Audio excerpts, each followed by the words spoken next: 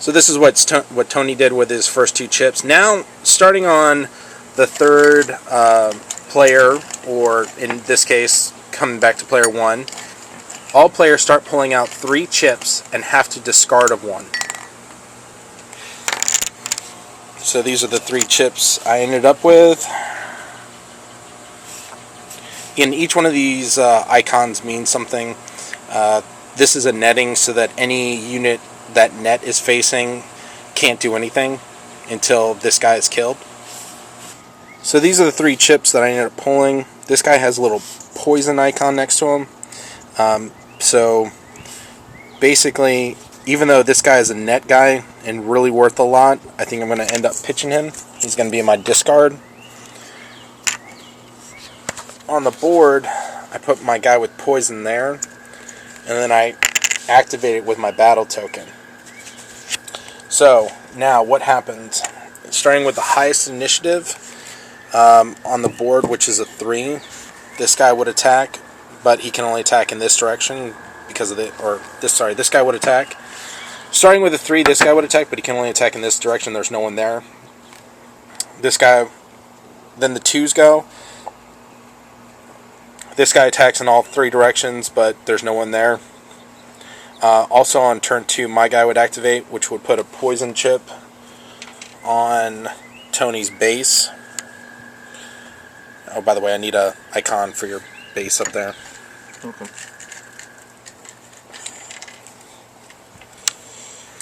And also does 1 point of damage to Tony's base. And I also hit this guy, which would take off his extra point of health. And he gets poisoned as well. So it's Tony's turn. Go ahead and draw 3. Oh, sorry. Then we get to turn 0, and Tony's base. My base has nothing around it. Tony's base has my guy right there. He gets killed and removed from gameplay. Tony's turn. What 3 chips did you pull up? So again, Tony has a net guy. He's got a guy who can fire, and he has sharpshooter. So I think Tony wants to put him like potentially right there, because I think with sharpshooter, even if I have a guy here, Tony can skip him and go to a guy behind him. So one of those 3 chips you have to get rid of too. Yeah, I have to think about it. Just in the cup, or no, you discard them to the side. Oh man, whole lot of nothing. But at least I know which one to get rid of. It'll be this one, because I don't have 2 units on the board to switch places. I only have my base. So I will start connecting chips to my base. There. Now, all units that are connected here, either directly or indirectly, can get the bonuses that these 2 things apply.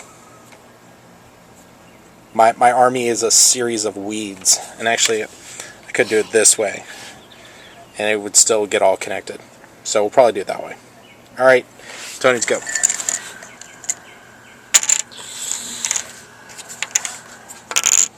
Okay, so that's... What does that do? So that is a movement chip. You can move a unit 1 space and turn it in any direction. And these 2 are guys.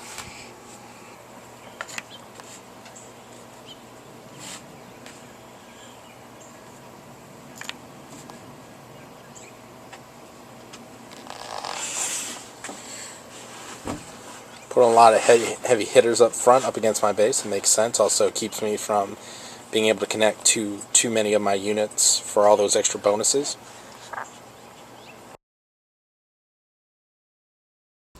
Okay, so I just played Battle Chip. Now that we have quite a few more units on the board, we're going to kind of go through everything from the top to bottom. I'm actually going to have Tony do it. I'm not really sure. So this is a sharpshooter. Start with a 5. There's no one out of 5. Oh, okay. Oh, we're going initiative, right? Right. Okay, so we go right to 3 then, which would be this cop and this shooter. And your marksman. Oh yeah, because he gets a +1. Because this chip right here gives him a... Yep. Well, the sand dial just means that it starts before anything starts. And this gets a +1 initiative. Actually, this one dies. Oh, okay. Immediately? Yeah, Okay. because the poison affects the beginning of the game, or beginning of the battle. Your base loses another point of health. That's not fair. And that poison chip stays there? Yep. Indefinitely? Yep. That's fun. But it only activates at the start of every battle, so I've already thrown away a battle chip, and so have you. Mm-hmm. So there's not going to be a whole lot of opportunity to get that. So we're going with 3s now, so that means that this guy can fire. I take a point off from my base. This guy attacks, so I've lost a point of health here. And your sharpshooter can hit anything. What does this particular one mean? Oh, I'm sorry. Also, because he got bolstered with close combat, this guy actually dies.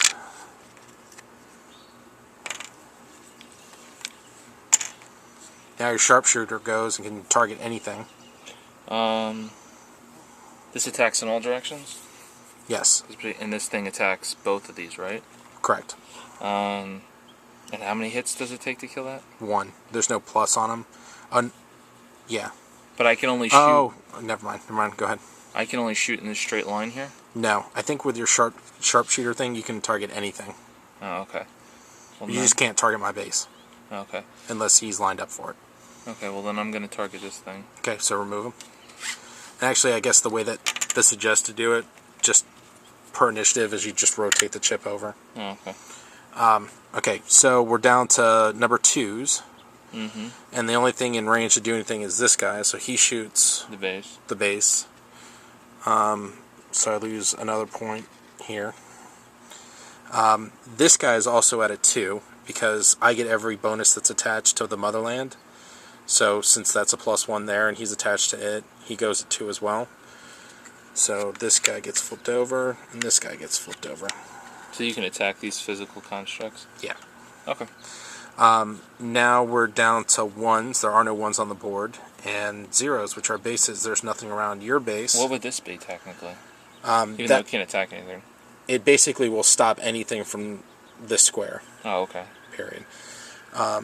If you had put it against my base, though, for instance, my base wouldn't be able to attack all the way around. In fact, also the other thing is that if the base is netted, the bonus that I get through the base is no longer...